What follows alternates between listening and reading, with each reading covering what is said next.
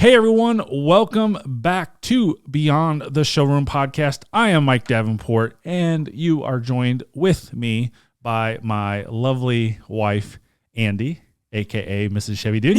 Hello, everyone. We were just talking before the stream started and before the podcast started. Someone said that they needed to come up with a nickname, and we came up with a nickname, Mrs. Chevy Dude. She's already got one nickname. Andy's not her real name.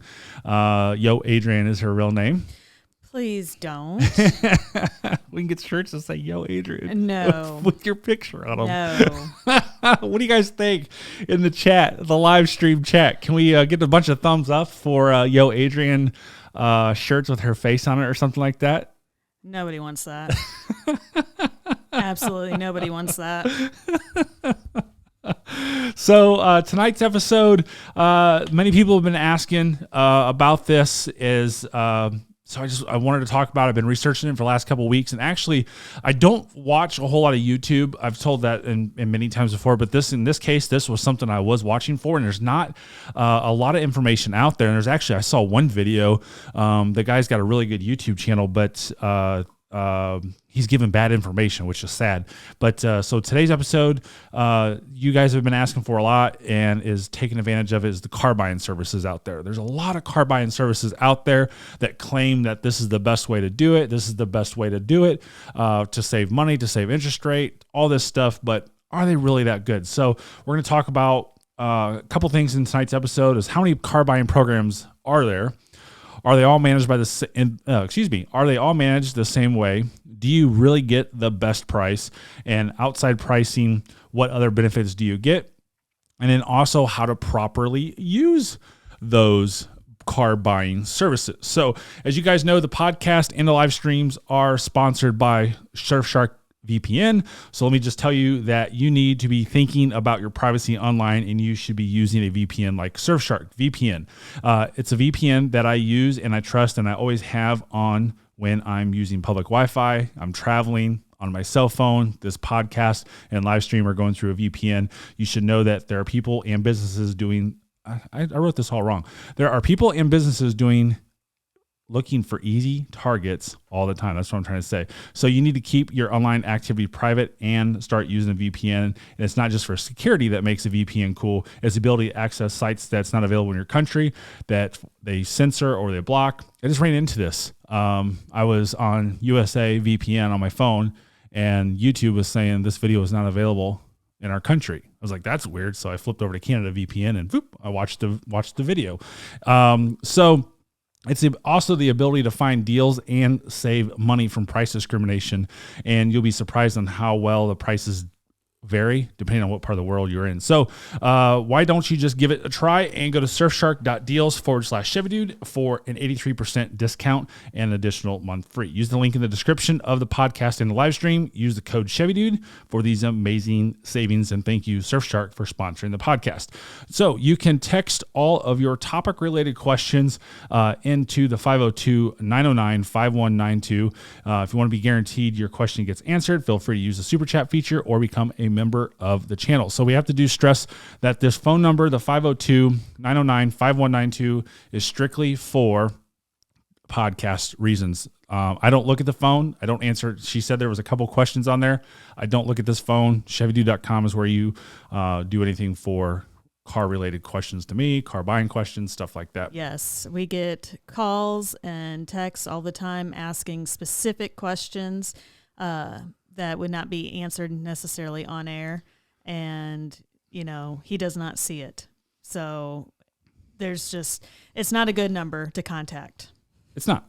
So, and I want to help as many people as I can, which is why we do these live streams with me buying the Corvette, the C8 Corvette, kind of going into more vlogging. I wanted to do more live streams to go with the whole purpose of this channel, what it's been about, and that's how to help you purchase cars in a fair environment and give yourself a little bit of an advantage against the car dealer. Car dealers do this every single day. They know the tips, they know the tricks, they know the techniques on how to do everything with, I'm just dropping everything. Oh, you with are their car buying process every single day. So that's what this is all about. So which comes into play is that we're talking about car buying services. There's a lot of car buying services out there. TrueCar is a car buying service. Costco is a car buying service.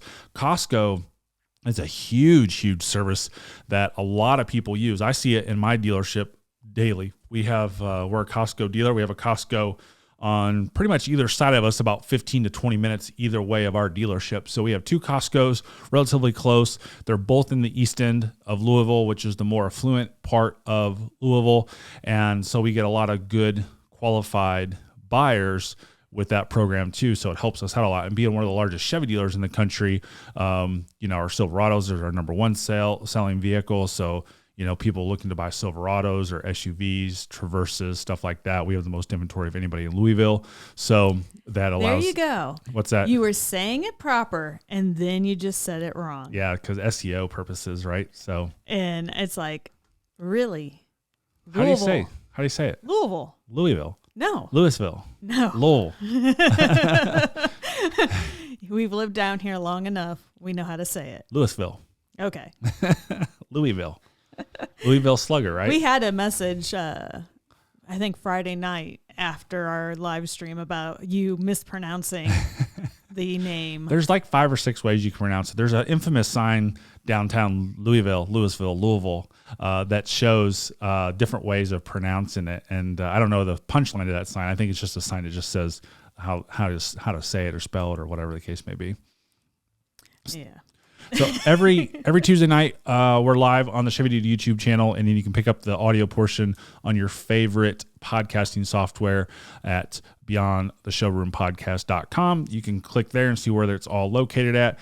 Pretty much we upload that at 6 a.m. Wednesday morning for the drive into work for you. So let's get into this, is how many buying programs are there? So there are actually really just 2. There's TrueCar and there's Costco that I know of. And the reason I say there's 2, and people are going to start chatting in on the live stream, well, wait a second, what about this? What about this? What about this? What about this? We're going to get into that here in a second. So there's pretty much 2, and Costco states, I needed my notes. Costco states, I believe the number was that, I threw my notes away. Gosh darn it, Mike. There was like 2 million buyers over the last 5 years, which is a huge number that they went through their program. And even if I'm a little off on that program numbers, it doesn't matter, because there's a lot of people going through the program that just, they believe in it. And I know the program on the back end of this, and it's really, really good program to go through, but not always is it to your best advantage. So with that being said, I'll show you this for the people on the live stream. Is when you look at this number right here, this is the TrueCar network. Okay. So TrueCar, we all know TrueCar. TrueCar has over 500 sites that they do business with. Look at all those on the live stream. American Express, PenFed. The biggest one that I see in Louisville, Kentucky is USAA, and that's right there at the bottom left-hand corner. But you look at all those insurance companies: Mercury, Geico, Allstate, Farmers, Esurance, Progressive, Liberty Mutual. Who does Liberty Mutual own that we have? Safeco. Yeah. So, and then you just look at the banks up there: Regions Bank, SunTrust, Chase, PenFed, all these people, AARP, AAA, NRA, eBay Motors. I mean, look at all of these: Walmart, Boeing, Target, Disney, Northrop Grumman, all these places. So what is the TrueCar program, or even the Costco program? So in a nutshell, it's really controlled by the dealers, and the dealers are at discretion of what they do on everything, right? So, and basically, in my opinion, which I don't think it's a bad thing, right?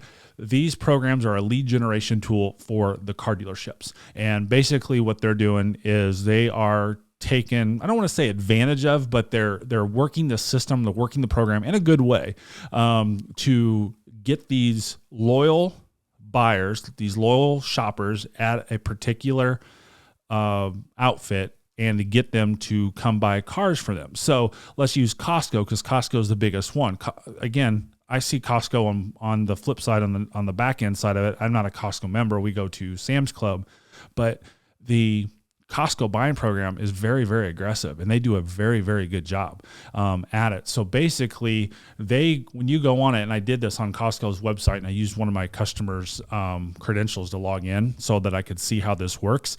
And in a nutshell, you just log into Costco car buying program on their website, and you can see the pricing, you can see all the rebates and stuff like that. And I actually thought that was TrueCar. And that's when I was doing this work, and I found out that there's two different programs out there. And I believe it's called Alliant is who owns that. Again, threw away my notes, which is really good because I had some notes wrote down for some particular stuff like this, like Alliant owns it, and then their TrueCar network. So there's really only two out there, and but it's all controlled by the dealer. So, but the nice thing about it, especially with the Costco, is it allows you to, in a nutshell, get a pretty set price. So Costco manages this really, really well. I think probably better than TrueCar does. And I love TrueCar. I love Costco. So everybody's got some advantages and disadvantages in their program, just as much as my dealership has advantages and disadvantages of working with another dealership, and salesman to salesman, right? So nobody in this world is perfect, including myself, outside of my wife. Now, Mrs. Chevy Dude over here, she's perfect. I'm perfect. She keeps telling me this over and over and over again. I mean, after 4 weeks of this stay-at-home crap, yeah.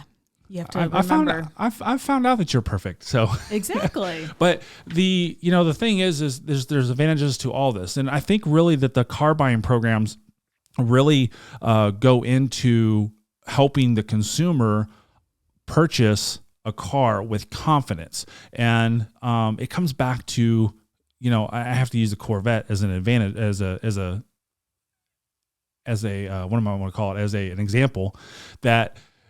You contact me and you ask questions about a C8, all of a sudden you're getting answers, even if I have to think about it. And like, I don't know about that. And I give someone my opinion on it. It's at least better than a car dealership calling car dealership B and saying, hey, can you guys give me a C8? Nah, we're sold out. Click, and they hang up, right? So that's where these car buying programs come into play, is help the consumer purchase cars in a way that gives them an advantage over not using them. And someone that loves to negotiate, someone who wants to go in and try to beat the dealer up and really work their best deal, and they like to do that, these programs are usually not for them. But say TrueCar, and I don't think Costco does this, TrueCar will actually tell you your vehicle value as well, which I like. I have that on my website. If you go to my website, chevydude.com, you have that on there, and you can see pretty much what your value of your car is. So anytime that someone says, hey, what's my car worth? I just tell them go right there. And that's going to be within really like infield fly type ballpark, right? Not even in the outfield. I mean, this is like on the dirt on a baseball field, that it's going to be dead on, and maybe within $500, right? So if someone calls me and says, hey, I need to have 12 grand for my car, and TrueCar comes back and says it's 8 grand, you ain't getting 12 grand for your car, plain and simple. Sounds like you're missing baseball right now. I am missing baseball a little bit. Yeah. Getting some baseball analogies here. Yeah. So every morning I get like MLB sends an email, and they're doing a good job, I think, but they're just trying to keep things going with their, just trying to keep MLB in mind, right? I mean, we're missing the first part of the season, but maybe they'll come back, June or July and be ready. So there are 2 car buying programs, as I mentioned earlier. And, but the biggest thing is, are they managed the same way? And the answer to that is no. And I don't like this. I think the USAA part of the car buying services of TrueCar is really, really bad because they try to force the hand to the consumer. And I think they're doing a little bit of disservice to the consumer. And our son's USAA. I would like to be USAA member, but I can't. It doesn't go up. It only goes down. But the issue is if anybody who's a USAA member and calls USAA, it's always an hour-long phone call, regardless of what you call for. If you call to get insurance quote on a new car that you're looking to buy, like I instruct my customers to not call USAA. 1, do it online. 2, let's just do it after you buy the car, because USAA, once you call and you ask for an insurance quote, they find out you're buying a new car, they hammer you and beat you up to go to their car buying process, to do stuff like that. And the reason why, which we're going to get into a little bit more, is that dealerships have to pay for the lead, right? They have to pay. I'll just talk about it now. Dealerships have to pay $300 to TrueCar, to USAA, to whomever, as a lead generation tool, right? So therefore they have to do that. And so USAA takes advantage of that, and it's not really advantage to their members. It's an advantage to USAA to get $300. So if they can do that over time, and they do that, I don't know how many they use, but say they do 300 and they do that 5,000 times a month, that is $1.5 million. $1.5 million a month if they can get 5,000 people that they talk to per month that are looking to buy a car or calling for insurance quote to go through their car buying service. Now, do they have to purchase a car in order for the dealer to have to pay that money? Yes. Okay. Yeah, they have to purchase the car. And the way USAA works it is, if you use our car buying service, we'll give you a quarter point off. We'll give you a half point off, right? So I don't understand the math of that part, that they're getting $300, but they give a quarter point off. Maybe over a life of a loan, quarter point doesn't save you $300. It doesn't do much on a car loan, but the issue is they're taking advantage of their members, I think, by doing that, and they're not doing them a good service, because there's no advantage to them other than, hey, we'll give you a quarter point or a half point. And really, we don't do it at our dealership much, but now what that does is pit USAA and the dealers together against each other. And now the car dealerships will work against USAA by trying to beat their rate rather than doing it. And then that slows the consumer up. That gets, that puts the consumer in a position that, I don't know, I'm really loyal to USAA, and the dealerships want to make that money, and they're trying to get their $300 back because now USAA is, cornered them into doing the car buying service, and we've already got them in the log, and we have to beat up TrueCar to say, hey, listen, they were already a customer of ours. And, TrueCar pretty much is black and white and saying, no, that you pay us $300, right? So it pits everyone against each other, and it's not good for that. So that's the one thing I don't like about it. Outside of that, I really don't run into any issues with it. So if someone's, AARP or PenFed, I see PenFed down in Louisville every once in a while. Not sure why, but I do see a lot of PenFed down in there. So, but any of those services, I don't see a whole lot of. I've never, with coming back to the live stream so they can see this, some of these I've never seen. Disney, Walmart, Wells Fargo, McDonald's. I've never seen any of those. NRA, eBay Motors, military.com. Never seen any of those. Chase, we get a lot of Chase leads, so I'm not sure if that's through TrueCar Network or Chase does their own thing. I would assume that it's probably through TrueCar, but with Chase, they give us credit apps, and we have to write it through Chase. But I don't see any of those come through. USAA and Costco are definitely the biggest ones that my dealership sees, and that may be different throughout, the nation. Different markets do different things. But that's the big thing is, are these managed the same way? And they're really not. So you can go one place or another and get an advantage or disadvantage of it, but it all comes back to one thing. The dealership is control of the pricing, regardless of who you go to. It always comes back to the dealership. In every program you go to, American Express is one that I see a lot too. If you go to every one of these programs, it tells you up there, dealer controls pricing, blah, blah, blah, whatever their disclaimers are. There's always a disclaimer there to, provide, something that says, hey, we're just in it for the money. Basically, we're not into it for, to help the customer. So when it comes to these type of programs, how does that work in effect with like GM programs, or, how does the dealership decide what they're going to allow off, because like yours is a volume dealership, so you guys have everything priced very close to invoice. I have no clue what your Yeah, actual we're back of invoice on any of those things, so we're willing to hold back. So typically we price everything at supplier pricing.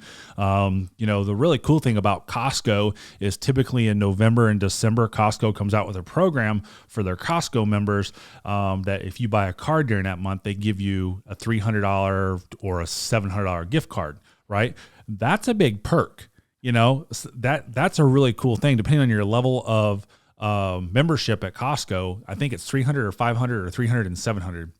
But and I see a lot. Again, we're on the east end of Louisville, so it's a more affluent area. So I see more executive levels. So those guys are getting $700, which $700 at Costco is good for what, like a week of groceries, 3 days or something. I was gonna say, depends on what you're buying, but it can get you a little bit of stuff. Yeah. So, but, and Costco does a really good job. I watched this thing probably 10 years ago, how Costco is so profitable of how they get you to go in there and you going in for one thing and next thing you're walking out $500, which is kind of funny.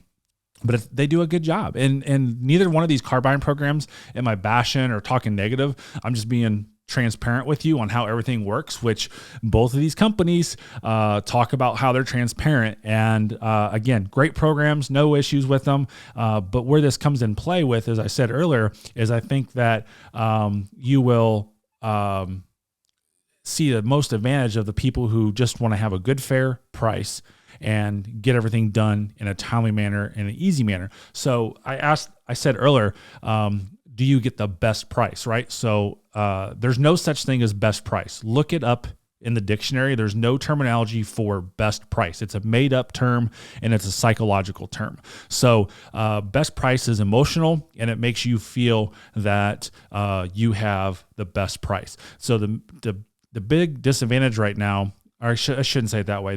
Probably the biggest disadvantage with the car buying process is people feel that they don't get the same deal as user B, C, D, F. Everybody's getting different prices on the same car. So if you come in and look at a $30,000 vehicle and 5 different people come in, 1 through 5, there could be 5 different prices based off of how good of a negotiator user 1 through user 5 are. So user 1's a phenomenal negotiator and they're like, hey, listen, I'm going to do this, I'm going to do that. And they got the best price, right? Where number 5 comes in and they're the type of person who buys a car every 20 years and has no idea, what's going on with the process or what rebates are or whatever. And they pay the most money. That can happen. And that's the biggest disadvantage of the car buying process outside of the scams and rip off stickers and stuff like that. That's just simply the price of the car. So there is no such thing as best price. It's inside the car business. They always talk about when price exceeds value, that's when people will say yes every single time. So a car salesman's proposition is to build value above the price of the vehicle you're looking at. And as soon as they do that, they know you'll say yes. And that value may be the purchase price of the car. And most times it's payment. And as I say all the time, we always have to look at price. We always have to look at price and do your homework at home on payment, but know where you need to be price-wise to purchase the car where you want to be at. Know the value of your car. And that's where these services come in really, really handy. And they do a really good job for you as a consumer, is you can use their tools to get the best price that is made up. There's no such thing. So with that being said, outside of pricing, what other benefits could there possibly be for you as a consumer? So in the live chat, I've seen some comments about how they use this or whatever the case may be. Is there a benefit to you to use one of these car buying services? Or if you want to text in, you can text it in. But what would an advantage be to a consumer to use one of these services? Is there one? Is it strictly just, hey, listen, I have full transparency to me from a third party company, right? That's probably one of the advantages. Is it the fact that I can see the rebates that I qualify for, which are confusing, especially with GM. Rebates are extremely confusing with General Motors. It's, because, we have to price our vehicles at the lowest possible price. So if you don't read or you don't know, which reading sometimes is not available to you because they don't the information to read. Sometimes these programs are 6 and 10 pages long of the details of the program. But right now on 2020 Silverados, you have $6,000 in rebates, and then you have 0% for 84 months with a 120-day payment. Those two don't mix. You can't do that. But when you're looking on Costco's website, you will see that you can see the rebates of $6,000. You can see other stuff. And then down below, it shows 0%, 84 months, 120 days to first payment. So that can be kind of confusing that you're walking in and you're like, oh, I'm going to get $6,000 off. I'm going to get this price that I saw on Costco's website or TrueCars or American Express or whatever, and get 0%. And you're walking in with misinformation based off of what you read and what you saw. You think that's possible? Oh, of course. Everybody and most dealers are putting their prices on the website, but they don't always have that little fine print asterisk saying, you may not qualify for all rebates when you're looking at that final price. So, a lot of people don't pay attention to that type of stuff. And I think it goes more for those who are maybe buy a car every 10 years or so. If you're not constantly buying cars, you may not realize what's going on with the car business and how cars are priced or rebates happen, all that type of stuff. Yeah, correct. So, and one of the negatives of this is exactly what you just said. So say you're building your perfect car on Costco, on TrueCar, or whatever the case may be, and now what's going to happen is they're going to give this lead to a dealership, right? So it varies on the product and stuff like that. But say we're going to Costco. You go to Costco and there's maybe only a couple of dealers, and they give it to the closest dealer, or they give it to the closest 3 dealers. But it makes it look like that car is in stock at a dealership. And they've gotten much, much better over this. Over probably 10 years ago, oh my gosh, it was brutal. It was absolutely horrible with TrueCar 10 years ago that people would think that this goofy car that they built at home because this is their perfect car, it was actually in stock. And people would show up and like, yeah, I want to see this car. Like, that car doesn't exist. Well, it says it right here. So we're automatically starting off arguing and fighting with the customer that they were misinformed, right? So this is much, much better from 10 years ago with the TrueCar platform. And again, huge fan of TrueCar, huge fan of Costco. I just want to make sure everybody's clear about that there's nothing that I'm talking about is negative. I'm just giving you as much information as I possibly can, so that way you can go out and use one of their services, and whichever one you belong to, whichever one you feel comfortable with, right? Use their services and get the best deal regardless of what it is. Now, do you want to use this service on a 2020 Corvette? No, don't even bother. You're maybe put the lead in with a dealership and they're just going to spend $300, right? So, but are you, using this? Can you use this as a negotiating tactic? Can you get $300 out of a dealership, knowing that, hey, listen, we're going to put this in my wife's name. So can you hook me up 300 more bucks? Or we'll just go on TrueCar, we'll just go on Costco and fill out a lead generation. You guys got to pay the $300 because we're going to put it in his wife's name and you have my name, and so on and so forth. So you could use that as a negotiating tactic. I know those guys probably don't like to hear that, but it's in true reality that I've seen it happen. That's the reason it's in my head. It's not that I make this up and give this to you. I've seen it happen. I've had that pushed to me. I know you guys have to pay for this lead, but blah blah blah blah blah blah blah. We'll put it in the wife's name and we'll do a TrueCar lead that way. And what happens if the lead comes in, but they end up not purchasing the car that the lead was for, but they purchase a different car? It doesn't matter if they're a lead to your dealership and they buy a car, then you pay the money. So if they come in on a Silverado and they buy a used vehicle, you still have to pay the lead. You still have to pay the money because they basically gave you a lead. They're not saying, hey, listen, this person's going to buy a Silverado. They're just saying, hey, I have a buyer for you. I have a shopper for you. They're in market. Which in-market buyers are the best type of buyers. They're in market. They're saying that they're in market. And they're ready to go. So it's always funny when we get the TrueCar leads. They're like, oh, I didn't mean to do that. And again, behind the scenes, I know you have to go through 7 steps. You You have to go through 7 steps to give me your name, email address, and phone number. 7 different steps to do it. So to say it was a mistake, we always know that those buyers are lying, basically. Okay, so with the Costco stuff, is Costco program only good on new cars?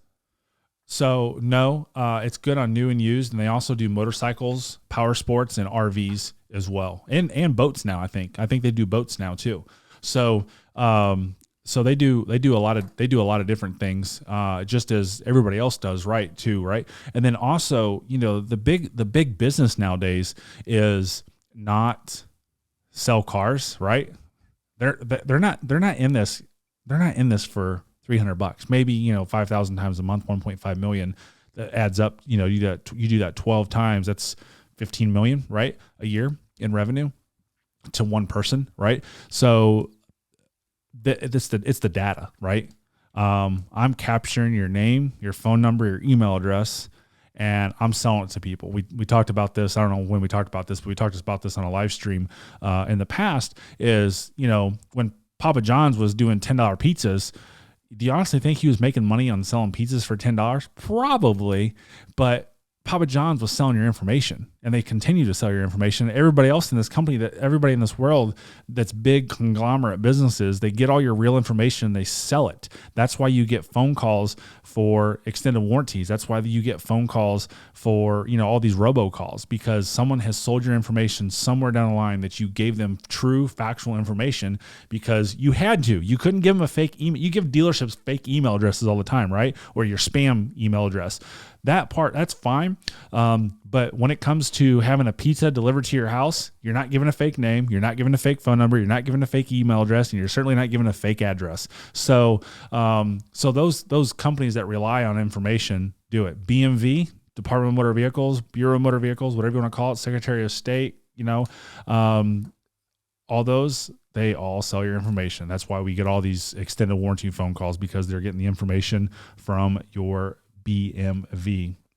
So, and then I think the biggest thing is how to properly use these services. I think there's a big way to use these. I think there's a good way and there's a bad way. And a big right way to do it is to use them as a research tool.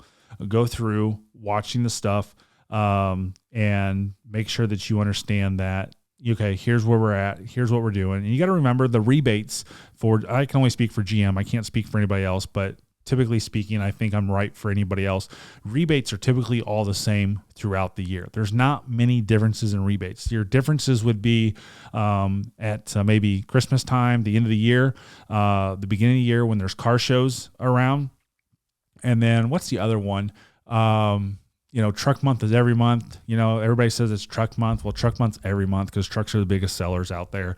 We always joke when we get the official truck months, like, it's truck month again. Oh my gosh, it was just truck month last month. And it's always truck month. It's always truck month. So, but so it's just good to make sure that you can go out there and you can get again, that's what I love about these services is it just screams and it gives you transparency on the car buying process. It allows you to see what the incentives are. It allows you to see what the invoice price is. It allows you to see what the MSRP is. I built a car a couple days ago on Costco's website, exactly like what we had in stock. I came up with the exact MSRP of that car, and would you believe it? The invoice was exactly right to the penny.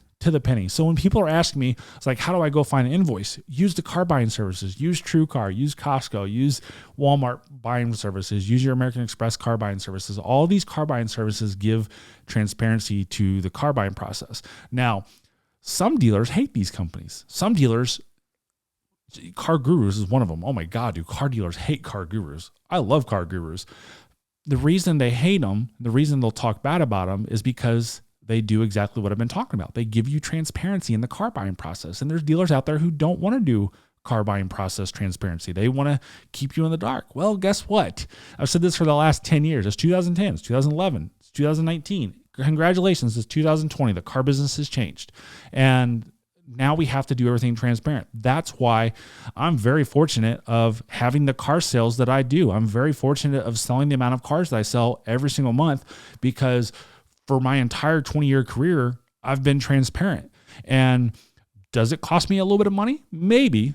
I don't think it does. I always love that when I see car salesmen. I'm getting a lot more car salesmen on my channel, by the way, which is awesome, because most of them are positive. Most of them are like, hey man, this is a really good job. I've just ran across. I had a guy tell me on my video yesterday of going back to work after 3 weeks, which I only did like one day. I haven't been back to work since last, that video I shot was last Monday, and I published it this Monday.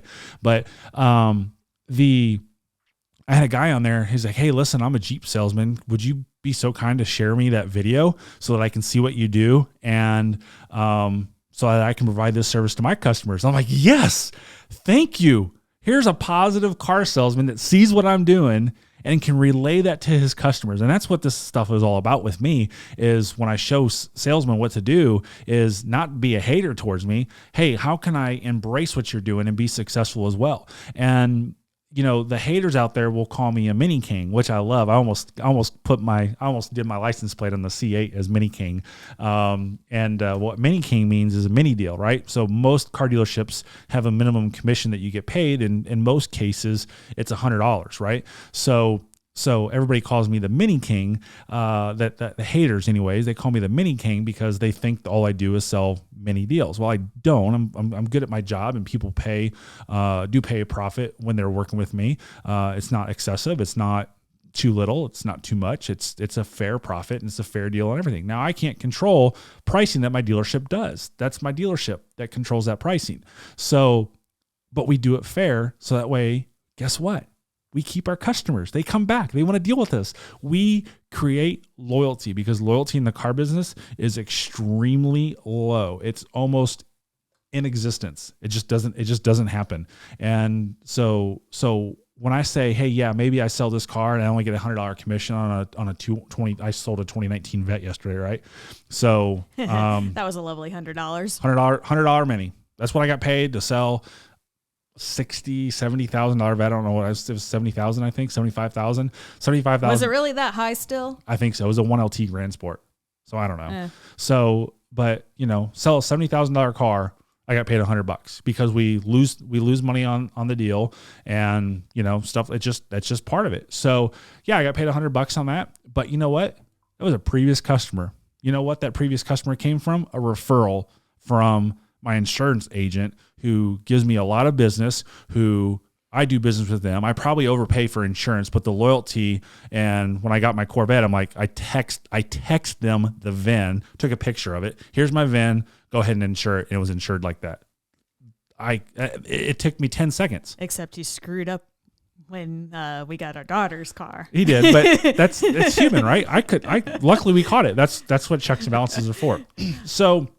So to use, and I apologize, I like to rant a little bit, but a little bit, but I get in. You rant a lot. I know, but I get in. And we have another topic that we're going to get to. So. Oh, we are? Yes. What would that topic be? Several people have been asking questions relating to bait and switch since we started talking about rebates and what's listed on an internet pricing versus, what you qualify for, et cetera, like that. Yeah. So, that's perfect topic for this bait and switch. So, with that being said, the bait and switch happens because dealerships are trying to entice you at the lowest possible price, and we did this. If you go back to my video and you search fake internet pricing Chevy dude, it'll pull up my video, and I show really good real time at that time real time examples of fake internet pricing. And I was out in Nevada when I shot this video.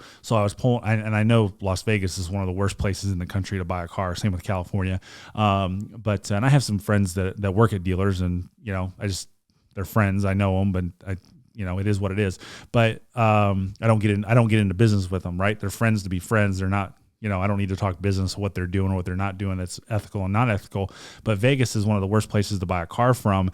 And, I was looking at their dealership's website, and they were posting rebates that don't mix with each other and don't qualify with each other. So when you go look that video up, fake internet pricing, Chevy do, just Google it, it'll pop up. You can look it on YouTube as well.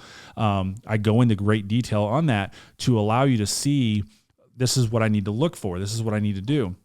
And the biggest ones that are dead giveaways is the fact that they say, hey, we have military pricing in here. We have this in here. We have something that you wouldn't qualify. Lease is a big one. Military, lease, and those are the two big ones that they put in there that you just have to look at the full disclosure. And it really comes back to the consumer to do this. So when I'll go to my website here, and I'll show the live audience of what to look for here, because this I think is really is huge. So when we go to the screen here, I'm gonna find a better Silverado than this. Silverado is probably the best ones to use. We're gonna use the Silverado here, and the reason I want to use the Silverado is because it's got the most incentives and the most rebates. So when you look at this, you can see that it basically says the Chevy Care price is $30,764 when the MSRP is $38,140. So luckily, I work for an ethical dealership, and we have everything itemized out. That's not the case with all dealerships. So for the people listening, we have an MSRP of $38,140. That's crossed out. We have a Bachman discount of $876. Then we have the price of $37,264. Our dealership has trade assist, which I'm going to talk about that in a second, of $2,000, and then customer cash of $4,500. So this particular vehicle saves you $7,376. And really, this is a bad example because this is a regular cab long box, and I got a bunch of stuff on my screen, and I can't really see my whole screen, so I didn't know what I was picking. I was just picking the vehicle. But $7,000 off a regular cab long box is, work truck is pretty good. So, but again, for the viewers, you can see next to the discounts, there's a 1, 2, 3 set here, and that's what you have to do. So I'm going to go to our trade assist because I know there's a disclaimer on this. And this basically says you must trade a 2012 or newer to qualify for this rebate. And it's for in-stock units only. So we as a dealership do this because we want your trade-in. We want to take you out of the market from selling it on your own. We don't want you to place that on Craigslist, Facebook Marketplace, Car Gurus by yourself. We want that. We want the service work to recondition that car because our service department gets paid on that. Our parts department gets paid on when we have to get parts, and then we get paid on that when we sell the car. So there's an advantage to us to do it, and that's kind of like your holdback money, your dealer cash, stuff like that, and then your customer cash down here. This just explains the program 20-40 ACA. 6 consumer cash program. Everybody gets this, right?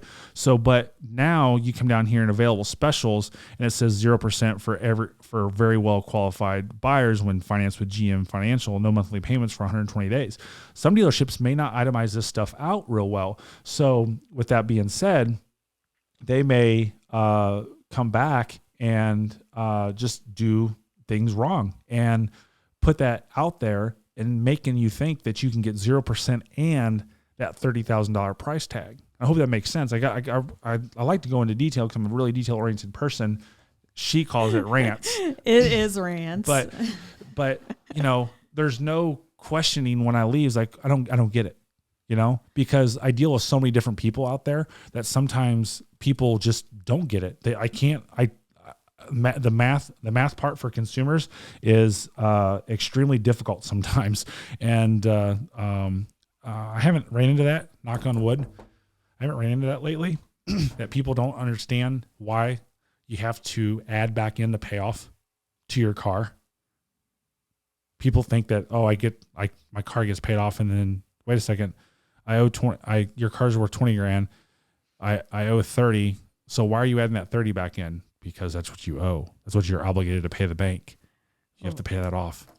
I think a lot of times because there are those dealerships out there that advertise they will give you more than your trade's worth or pay off your car.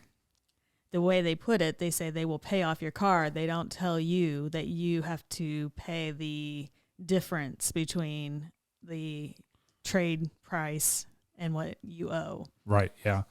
So I just saw Cliff. Right. I'm reading this right. Yes, they are. Plus, you can't do trims packages on TrueCar. So I didn't see the original comments on that. I know they he's answering were something. discussing how looking up cars and stuff like that, going through TrueCar process to find things can be kind of taxing. It can be, right. So, and that's kind of by design with TrueCar because what they're trying to do keep you on their website, but also make sure that the leads that come into the dealership are good quality leads. So if you have to go through all this stuff, like I said, there's a minimum of seven things you have to do in order to submit your lead to TrueCar. So you can do the packages and stuff like that. It is very difficult to do, and I would do it live, but I think I would take too much time to get it done. But you can go through packages. Costco seems a little bit easier, and you can go on Costco's website and see the incentives and the rebates without logging in, without being a member of Costco. So you can do that as well. But only Costco members get the Costco pricing from a dealership, correct? Right, correct. You have to be a member. So with that being said, you're paying, $70, $100 a year to be able to do that.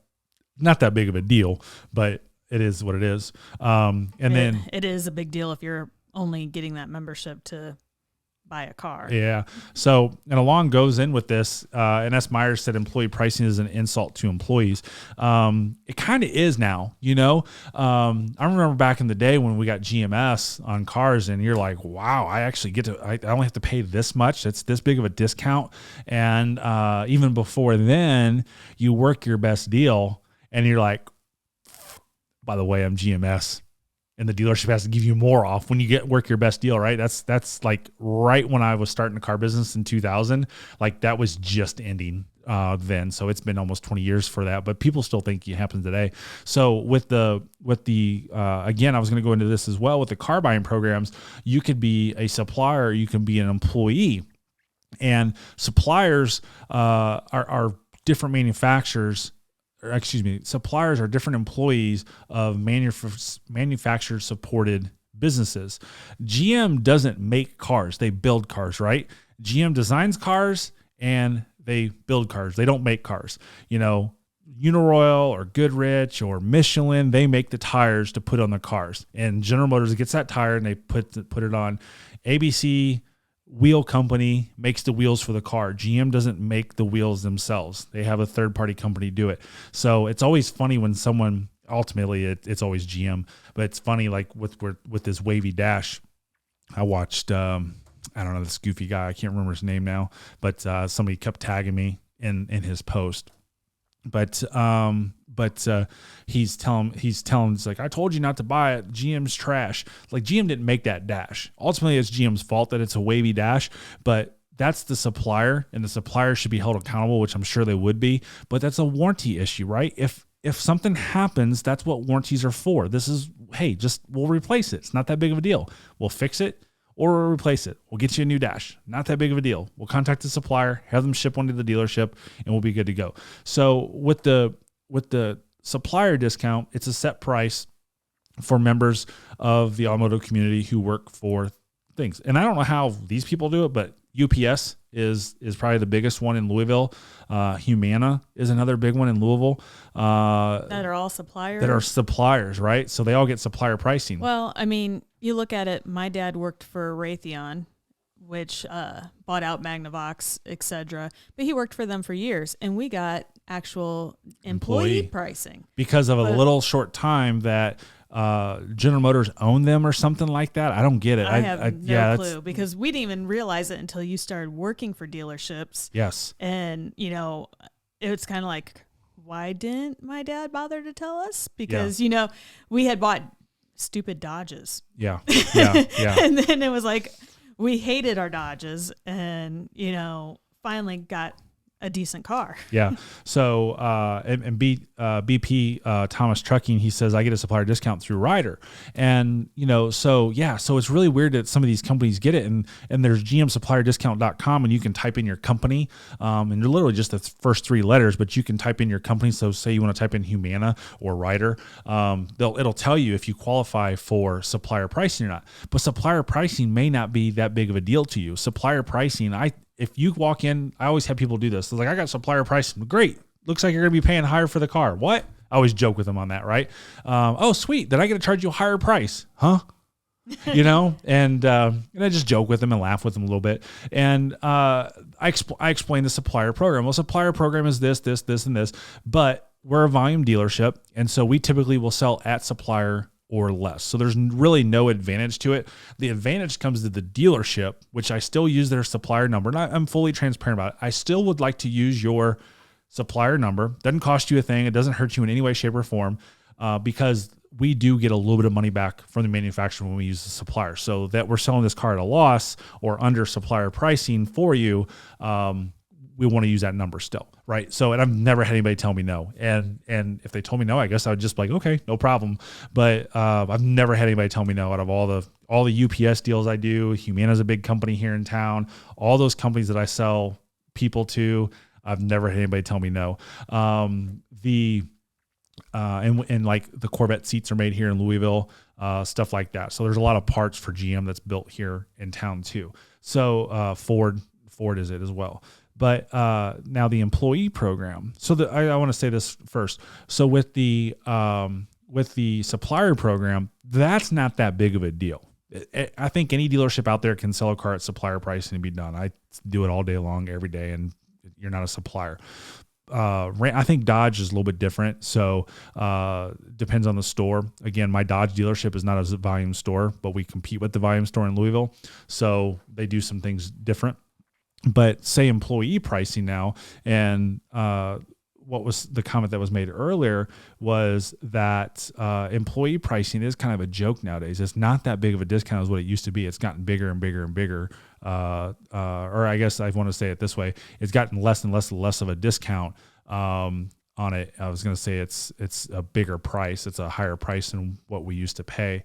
And whatnot. We can't use our GM card with it. You can't use your 5% GM card with it. You only get 1%, and it maxes out at a certain value and stuff like that. So they've made changes over the years that if you're a longtime employee, that those changes are there. But if you're a new employee, you're not there. So in order to get those, you have to qualify and get an authorization number. So gmsupplierdiscount.com is where you go to get your supplier number, and then the eligible family member who gets the GM employee discount has to go to the GM Family First website to get you an authorization number. So both of those things you have to have an authorization number for in order to get that discount. Supplier, not that big of a deal. Employees, different story.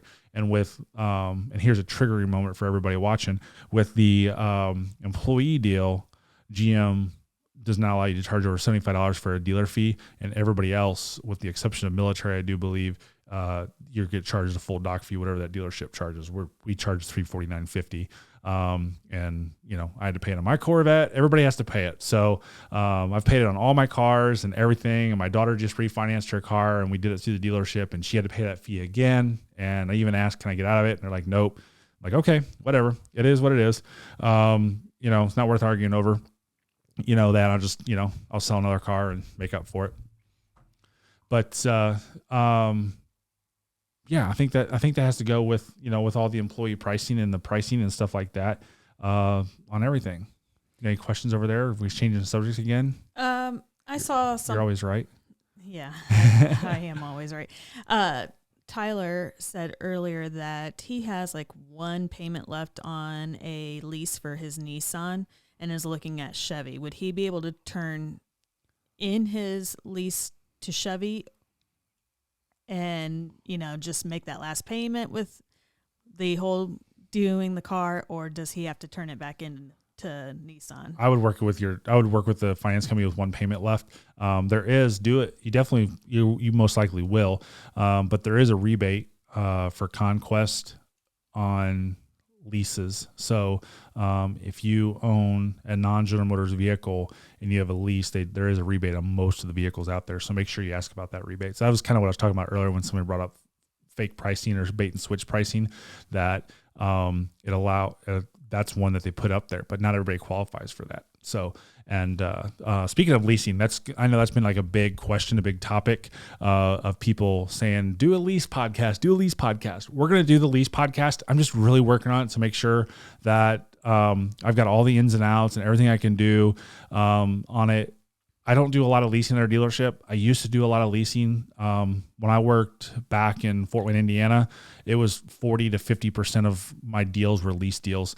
And I got really good at people paying cash for cars. I got really good at convincing them to lease over paying cash, which was really, really intelligent for the people who traded every 2 to 3 years to lease their cars. And I'm watching a little bit of YouTube on Dave Ramsey, because I know Dave Ramsey is all anti-lease, but really, sometimes leasing is good. But I'm trying to compare what it was pre-2008 to what it is now through some of my lease contracts that we did on our leasing, because we lease cars all the time.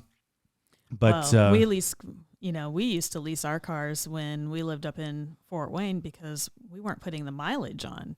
I mean, I did 16,000 miles in 2 years on a Saab. Yep. 97X, and we had a 24,000 mile lease with that. Yep. So, up there, nothing. But we came down here, and at the time we were leasing the GXP, and we figured out right away we were putting 20,000 miles a year on the car because of how far away everything is around here. Yeah, and that's where it's said if you're driving a lot that the leasing is really good for you and that you should lease, because it's the least way to purchase a car, even though it makes your payment higher. And that's kind of like a couple of scenarios that I want to work on with this future podcast, future video, whatever, is just make sure that I do it right and that I get good information, that I give good information, whatnot. So, we've probably got time for a couple more questions on the podcast here.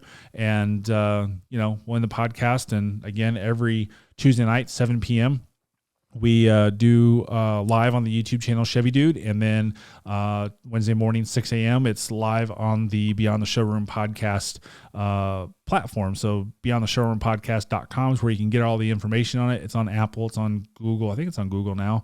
It's on Spotify. It's on Anchor. It's on a bunch of them. So they're out there everywhere. Okay, well, we're going to change the subject just a little bit again, because we keep having the same question essentially come in about, is now a good time to buy a car? So let's just, finish off our podcast talking about whether or not right now, during the current health crisis, pandemic, etc., should you be buying a car? Is it a great time to purchase, and how much are dealers willing to lose to sell a car right now? Oh, perfect. We had this triggering moment on Friday night's podcast a little bit. Are you trying to trigger me again? That's what somebody said. Like somebody just triggered Chevy Dude. It was hilarious when I saw that comment. But so the dealers are not losing money to sell cars. It's just plain and happy. They're plain not happening. You go back to 08 and 09. No difference right now is happening than back then, when at the same time that it was tough to sell cars. It just isn't happening. And with that being said, you can't walk into a dealership and be like, hey, I want a coronavirus discount, right? It's not happening. You're going in very, very closed-minded and with blinders on, thinking that you're going to get somebody to steal a car. If you could steal a car right now, you would see me buying cars, and I would be like, hey, I got this car for sale, because I'm stealing cars and be able to resell them for profit. And trust me, I've done it, and I'll do it again in a heartbeat, that I can buy something and sell for a profit, even after I pay sales tax and everything like that. So you're not going to steal a car and get this phenomenal deal, this out of universe deal. It's not going to happen. I promise you 100%. But is it a good time to buy a car? Absolutely it is. If you're looking at a car, Corvette, sold that Corvette yesterday. We did 0%, 84 months.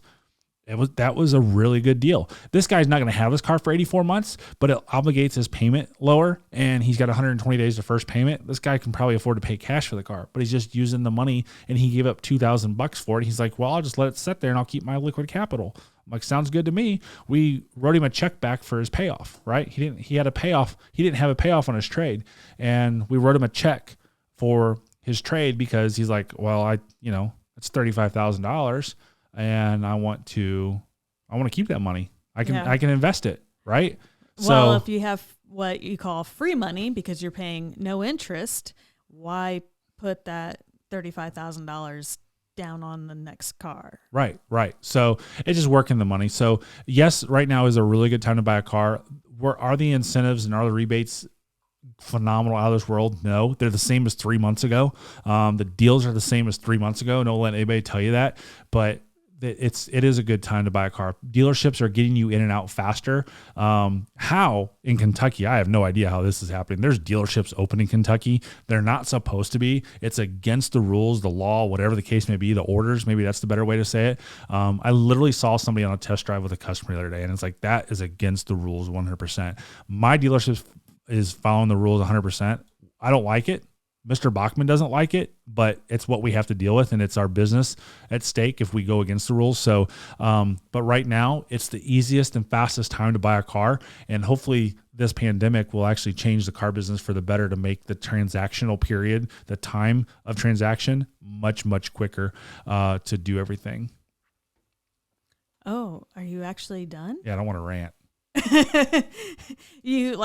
I didn't expect it, but we have missed a super chat twice now. No, I said hi to Steve earlier. Did you? Yep. He did it right when I came on. I must have not been paying attention to you, which is normal.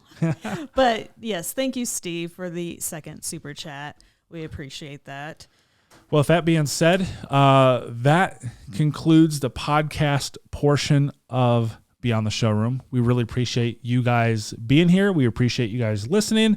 And again, if you want to catch the live version and see us and see Mrs. Chevy Dude's pretty face, my ugly face. I don't know if mine's going to be pretty for much longer.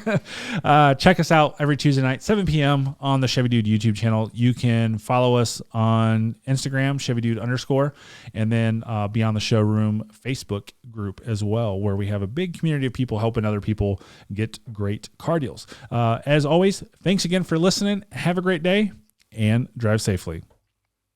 So I think somebody just said to not negotiate the lease factor. I did say that because the reason why is there's not much money involved in there. And oops, I did the wrong one. But I'm pretty sure that's the person who said it.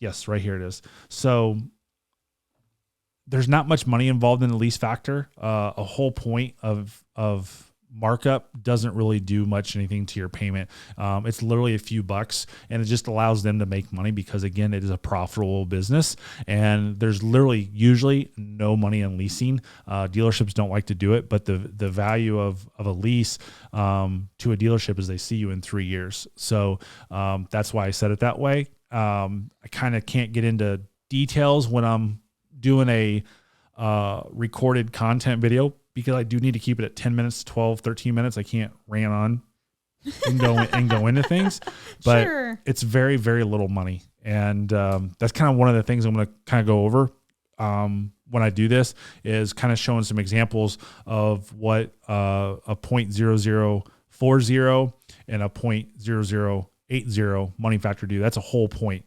And I always got to look this up. Times by 2,600, 2,400, I think, to take a money factor, 0.00040 times by 2,400, and that's your actual interest rate. So that's why I say that. Johansson, Spinrod, I don't think. Tom is very pro leasing. Is he? Cool. On a lot of things, but he asked about a 3-year lease on a C8. Not good.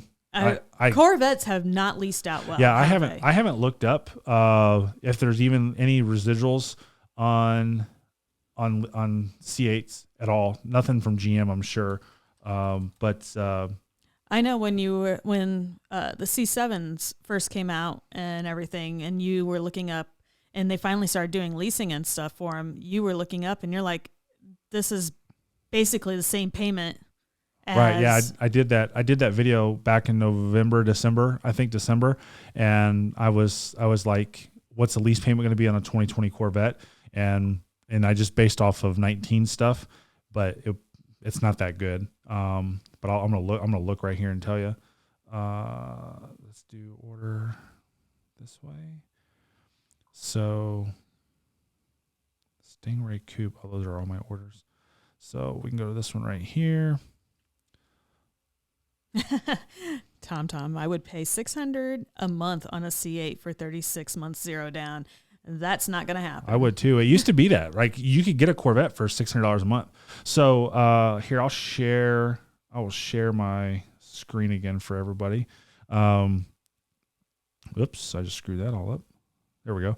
So I will share my screen again for everybody. So we're going to look at this one right here. So these are all the incentives for the Corvette right now. And you can see there is no lease in here at all. There's no incentivized lease. Now, would US Bank or Bank of America or Wells Fargo or whoever else leases, do they have maybe some residual guides out there? Yeah, they might, but GM does not have anything. So if I go over to like say a Silverado, oops, did that wrong. So say I go to a Silverado here. Go to a crew cab. This is why I can't do screen share live because it just takes so long. So if I come in here and I show, we'll just go to the lease here, retail lease individual. This shows all the leasing factors. So you can see that we have a 69% residual and interest rate of 192 on 24 months. And then 39 months, 58%, 125. So like a full point of interest on that. So we can mark that up to 2.25. A full point of interest on that doesn't affect anything to kind of be on that subject at a 58% residual. It's actually a really good residual. But you can see right here, right there under the cash and stackable cash, there's no money to be had. And that's the issue. So we do have a really good residual and we have a really good rate, but there's no lease money to have. So you're talking, on a Silverado, I'll kind of show you this invoice right here. This is a 1LT Silverado. Is it showing up correctly? Yeah. So on a 1LT Silverado, this is the MSRP right here. You're only going to get like $2,000 off of that car. So it's not that big of a deal. So if you're a supplier, you would pay this amount right here. It's $47,611. So you're talking like less than $3,000 or right at $3,000 off of a car. So that just doesn't do very well for the lease payment. So when you're leasing, you want to have a couple things high. You want to have the MSRP as high as possible. You want the money factor as high as possible. Then you want the interest rate as low as possible. And you want the purchase price as low as possible. When all four of those things line up, then it works out good. So right now we have a good residual. That's really, really high. We have an MSRP of $50,000 that, whatever you look at. So sometimes say you're looking at a $48,000 car and you look at a $50,000 car, that $50,000 car might be cheaper on a lease payment than that $48,000 car. It's really weird on a lease. And then, so the interest rate's high or low, which is good, but the discount isn't there. You don't have a $10,000 off purchase price on a Silverado as you do on a purchase. So when you start looking at a purchase versus lease, it equals out too much, and it's sometimes just better to purchase it than it is to lease it. But I remember back in the day that you could lease a Corvette for $600 a month. Yeah, I'm sure people wish we could do that. Yeah, that'd be nice. I have a $600 in my Corvette payment. It's just the last 3 digits, not the first one. Oh, I was gonna say. Yeah, so I financed $105,000, I think, something like that, $105,000, and I did a $1,600 payment, short-term payment, just to pay it off as fast as I can. So again, business is paying for that, not commissions from car sales. The YouTube business is paying for that, but not right now. CPMs suck. So we got our questions we want to talk about on the live stream tonight that can be on topic of this, topic on anything, not C8 topic. I would like to have car business topic for Tuesday nights. You mean no C8s? Tom says, why doesn't Chevy sell a compact sedan? I just saw that because they're not selling. We have the Chevy Chevy Sonic, and we have the Chevy Spark. So those are your compact sedans, but they're not really a true sedan like say a Malibu or an Impala or something like that. But they simply don't sell. They just don't. So in a video, isn't there? Well, I guess Malibu is considered a midsize. Yep. So compact would be the Sonic. So they really truly do, but I think he's probably more referring to the Cruise.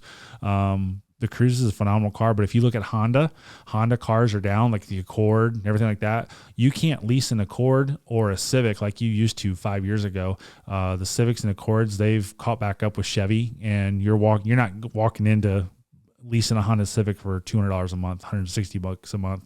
It ain't happening anymore. It's $300 or $400 a month. So it is what it is. So S. Meyer said, when will the Corvette C8 convertible? When will the C8 convertible be available? I don't know. So I think about a month after they start 2020 production again is when we'll see convertible start production. Maybe it's just 3 weeks, but I think at least 21 days after. Just depends on what's going on with the suppliers and parts availability and stuff like that. I would say it depends on when they get back to work, because, the longer it takes them to get back to work, the greater the chance of just saying, we'll just wait till 2021. Yeah.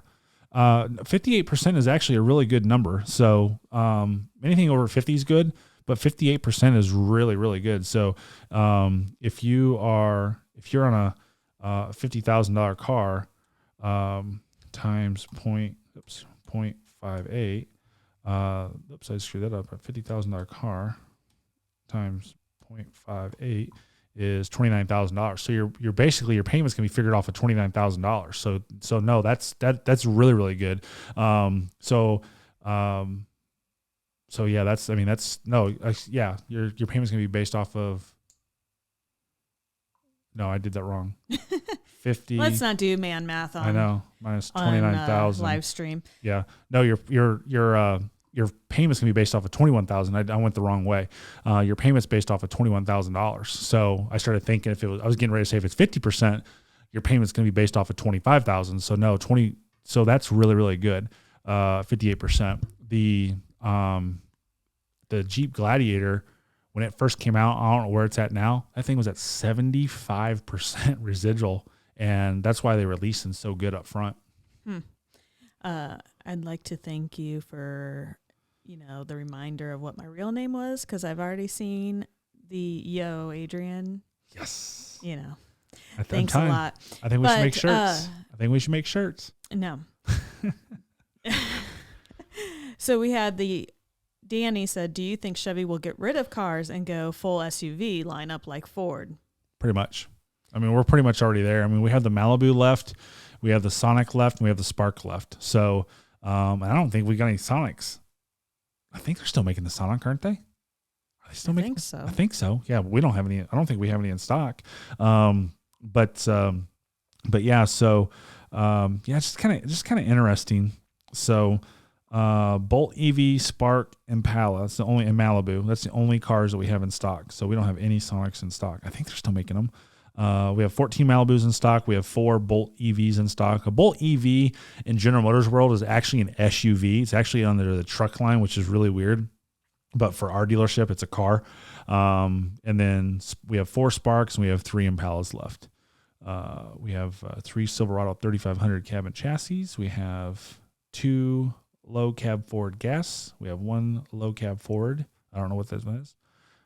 Medium duty. Do we have any medium duty? Express commercial. We have 50 commercial. Oh, that's commercial cutaway vans. We have 50 commercial cutaway vans. We have 13 cargo vans. So we have really good inventory. It's really, really awesome to have this much inventory with the dealership. So, and our managers who ordered we only have 81 half-ton Silverados in stock. That's really low for us. We're usually 100 plus, 120 plus, 130 plus. So one time we had 200, which was nice to have. But yeah, so the leasing thing, we'll do the leasing thing. The Caprice Classic, yeah, it's really nice. So, but yeah, so we'll do the leasing thing down the road. I'm just working on it to make sure it's right. I've been working on it for like 3 weeks now.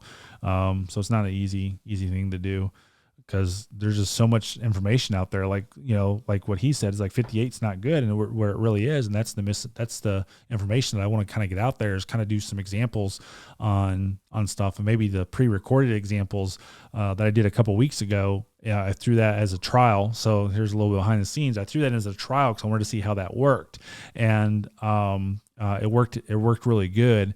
And so outside the podcast, I had to do some things with the podcast, is because it didn't record to my audio recorder. But the podcast portion of it was a goofball, but that's fine. I can fix. That was an easy fix. But the pre-recorded stuff worked really, really good because I was able to do that 0% and throw that as an example of what I want to do down the road with this lease, and maybe show some examples that way. Yeah. I just saw we had a Fort Wayne phone number come in for text messaging. And the question is it better to buy used or new right now? I think whatever you want to do, new and used are just really up to you. So, new, if you want to look at Silverados, the Silverados are still bringing pretty high dollar. So it's just a matter of, a 3-year-old Silverado with 30,000 miles, it's $100 cheaper per month. Is it worth it to you to spend $100 more? I don't understand. He says he's not trolling, so it's the only reason I'm going to talk about it, but I don't understand what he means is like having to deal with a guy like this, with guys like this. Well, he's been asking about, I've been ignoring because it just seems like somebody who wants to get into some type of argument. Yeah. Okay. But he's like, why should we accept your MSRP as a real price? It's completely made up by your boss. Some MSRP is made up by the manufacturer. I agree that it's made up. Everything in this world's made up, right? So the price on this microphone is $500. It's a made up price. Why is this microphone $500? And then I got to buy 2 of them. This audio thing was like $700. It's a made up number. Everything in this world is made up. Value. Why is $1 worth $1? And the same piece of paper with a 20 on it is worth $20, and the same piece of paper with a different president on it and a 50 on it is worth $50. Why can you buy, you can't even buy a bottle of soda with $1 anymore. Why do those prices go up, right? Everything in this world is made up. And so Tom says suggested price, which is exactly what it is. It's vehicle. So what the Moroni stickers now say is total vehicle price. They don't say MSRP. So I love watching. I was watching this guy earlier today when I was doing some more research on this subject of tonight's podcast. He's so old school. He keeps saying MSRP, MSRP, MSRP. And he says the MSRP on the window stickers stands for manufacturer's suggested retail price. They haven't put an MSRP on a window sticker in 5 years, at least 6 years probably. And it's like, he's so old school. He doesn't even realize he's given bad information, that he doesn't know that it says total vehicle price now. But yeah, so I get it. Everything's made up, but I'll back my bosses up in a heartbeat, and they're not even my bosses. I don't have a boss, right? If you want to call and complain at my dealership, they're not even going to tell me. They just don't. It's not worth it, because they know what I'm like off camera and what I do for the company. And if somebody calls and complains about something I do, they're like, okay, thanks, and click, hang up, and they never talk about it again. I don't know how many complaints I get at the dealership, but I'm sure I get a lot. Because we joke, we'll all be out one night, we'll be drinking, and then all of a sudden, yeah, I got this phone call about you're driving. I'm like, oh, really? I didn't hear about that, Bill. Thanks. But, I'll back my managers up. My managers do everything they can right for the consumer, because our dealership's philosophy and our dealership's culture is to take care of the people who take care of us. Take care of the person who's paying our bills, to pay our mortgage, to pay for everything that we do as an individual, as a family, as a vacation. We do everything we can. And I will tell you 100% that the Bachmans do more than they should for people who come in and complain at our dealership. Somebody who completely is off the wall, out in left field, they've got what they need, but they take it an extra mile. The Bachmans give in sometimes, and I don't like that. So I know my managers do everything they can. And I'm a good representation for our dealership to show that we do everything right, and we try to help out our customers to do everything correct. So to say that the MSRP is made up by my boss, that's not true. We price everything to be extremely competitive based off the market. So everything we do on new and used, we look at the market and we do better. So we typically will price all of our cars at 92% of the market. So what that means is if she's selling a candy bar and I'm selling a candy bar and the MSRP of that candy bar is $1, my dealership is selling that same candy bar for 92 cents. It's the best analogy I could come up with it to share with you what 92% of the market means when we're doing it. So all of our new, all of our used, we're selling at 92% of the market, where other people are selling 93, 94, 95, 100, starting out at 100%, working their deal. So, yeah, I mean, I'm always up for a good, positive, professional conversation with anybody, because what can I learn out of that conversation is always what I'm after. And that's why, and I'm not saying Dan's a troll. It looks like a couple people are hitting him here, and he said thanks, you made my point, but I don't know what that means, but people are in it for the good. Like I posted something on my page yesterday talking about how revenue is down, and it's very, very complicated for YouTube to calculate revenue. Well, views are up, view duration is the same, and revenue is down 42%. And that's crazy. And that's across the board that way. It's every creator is that way on YouTube.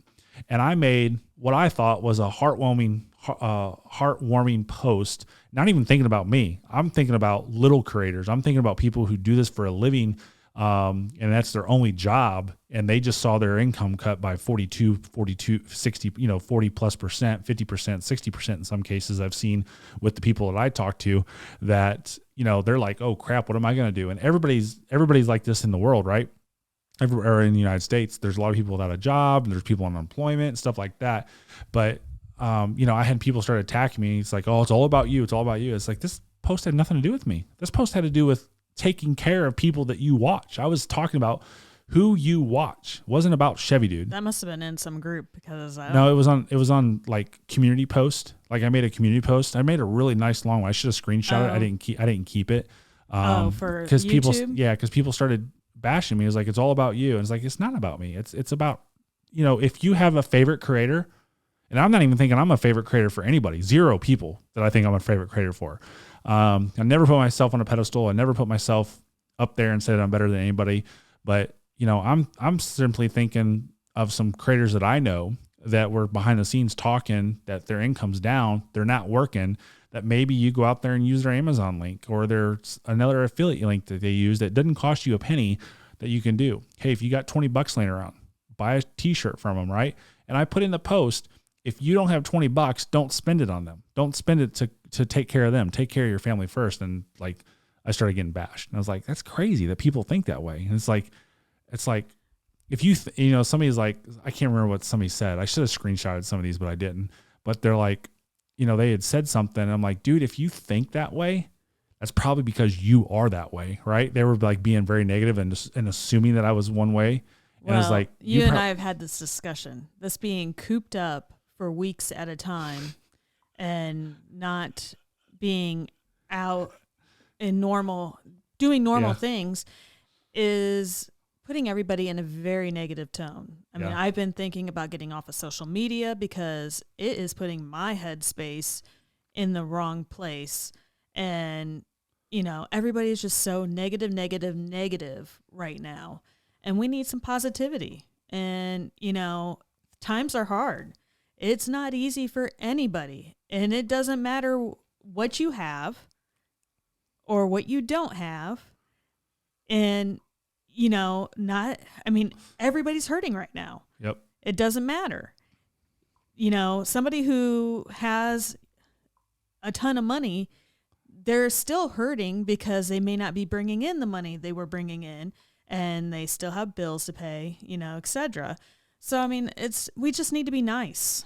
Yeah. And Just be nice to everyone. I've noticed the trolls coming out more. Like I told you, people are trying to sit there and bash me, saying, mean stuff. And it's always backhanded comments too. Yeah. And it's like, they're just trying to get to you. Yeah. And you just they're can't just let bored. it They're just happen. bored. Yeah. It's just, like I always say, I'll like a troll's comment. I'll like somebody's comment just to let them know that I'm there. But typically speaking, what I've learned over the years of, I've been on social media and like being very, very public for 10 years now. I've found that when someone's being mean to you and someone's trying to troll you and you just let them know that you're there and you don't respond, that really irks them. That's my saving grace. I put a comment up there earlier. I can't remember who did it. He says, "Settle down, Mike." That was a comment from earlier, but yeah, this is just my passion. This is what I love doing. And I love helping people and I love doing things. So when someone comes backwards and says you're just doing it for you or you're doing it for a paycheck, I've never in 20 years, even when we were behind on our mortgage payment, when we got our first house in 1999, I was behind on my mortgage payment. We had a kid in the way. I still never walked in the dealership thinking I need to make money. I was like, how can I take care of a customer? Because in reality, when you do things right, things come right to you every bit. The more you put in, the more you get back. And it's not about you. It's not about me. It's about how can I take care of somebody or how can I do it? And that's kind of what I was saying earlier on the podcast is, maybe I do lose a little bit of money. Maybe I do lose a little bit of commission. The dealership loses a little bit of profit, but my God, the people in 10 years that I've sold 10, 12, 15, 20 cars to, their family that I can account for 50. I got one person that's 50 cars. I mean, do I sell one car and make all the profit in the world, or do I sell 50 and make a little bit here and there, and that's the way I think. So, but it's just passion. It's what I love doing. I hope you guys like to see the little bit different side of me that's not recorded and thought out and methodically thought through, and the live version of me. I will tell you, I had to block somebody earlier, and a few people here were quite happy with that. Oh, really? But it was that, the person says he's an 11-year-old kid. Yeah. But the one that kept asking about the damn color of the walls. Yeah. And he's done it on multiple streams, and I put him on a timeout, and then he came back and still, kept going on stuff. And, people were sitting there messing with him. It's white, it's eggshell, it's ceramic matrix gay. He's asking about walls again. And then he started asking. The walls are yellow. Why is it that big of a question? And then he started asking about our chairs. And then I did see people talk about the chairs. I'm like, why are they talking about our chairs? Then he started saying some other things, and I'm like, okay, dude, you're blocked. And then he texted in to the phone, and it was like, why'd you, mute me again, or why are you always doing that? Just block him on there. And I just didn't even respond. It was like, whatever. And he used two different YouTube names tonight. Yeah. So it's like, are you really an 11-year-old kid? Making a YouTube name is really, really, really easy. Yeah. Well, when you're asking the same questions on both. Where'd this comment go? I'm going to put this comment on the screen. I like this comment. When you're asking the same question. There it is. Stephen Mead. He says, "Yo, Adrian, you two are great." Thank you. I hate that. I love you guys. Uh-huh. No. All right. Well, we'll probably be back on Friday night. We'll do a free for all. Get your Q&As in. If you want to throw question for Friday night, again, this phone number is not for sales related questions. I don't do these live streams to sell cars. I do them to try to help you out and to answer questions that that are just off the cuff, and maybe see a little bit different personality with me and how much fun I love to have and how much fun I love to help people and all that good stuff. I like Friday nights better because I get to talk more. Yeah. You on Tuesday nights, you have so much crap that you've already figured out, and since I know nothing about car sales, I don't get to intercede. Well, keep listening. You might learn something. Sometimes I'm so busy reading these comments or the phone trying to find the next question that I don't even pay attention to what you say. What? Exactly. I don't pay attention to you either. So, the good news is 4 weeks of being quarantined with each other. you're not dead, as I'm putting you on live. You know, you're not dead. You're about to be. All right. Well, I'm gonna make our security cameras all live so people can watch us and make sure that I don't get murdered. No, you don't want to watch those security cameras. But no, I mean, just 4 weeks of being home, and I'm not ready too for bad. life to get back to normal. Oh yeah, I mean, I need to go out and do things. I haven't had my Corvette for a week. It's been at 360 Express Collision. Yeah, it's been a week today. So you'll see videos. I'm gonna have 2 videos come out about it. And he's proposed another business idea I need to talk to you about with it that kind of leaning towards. But no, so I haven't had the Corvette for a week, so I haven't been doing anything with the Corvette. But all my content I recorded before last Tuesday, because I knew I was not going to have the Corvette for at least 3 or 4 days, and here we are a week, and it's probably going to be tomorrow. Tomorrow's Tuesday. Tomorrow's Wednesday. Tomorrow's Wednesday. Probably tomorrow or Thursday. Probably tomorrow or Thursday before I get the C8 back. It's Groundhog Day again and again and again and again. Yes, I need to make a meme about that. All right, guys. Well, we're going to end it here. We really appreciate you being on the live stream with us for the last hour and 38 minutes. It really means a lot to us. The super chats that came in, thank you so much for those super chats. Tom, you're here every week, dude. I really appreciate it. Cliff is, yes. Spinrod is here. I mean, S. Myers, I think you're here all the time. We didn't have our one troll. I was waiting for him to come on tonight so I could block Steve him. Robertson, thank you. Buy insurance before you kill him. What was your question, Luis? It's lease or buy a ZL1. Oh, they're not leased now very well, so buy it.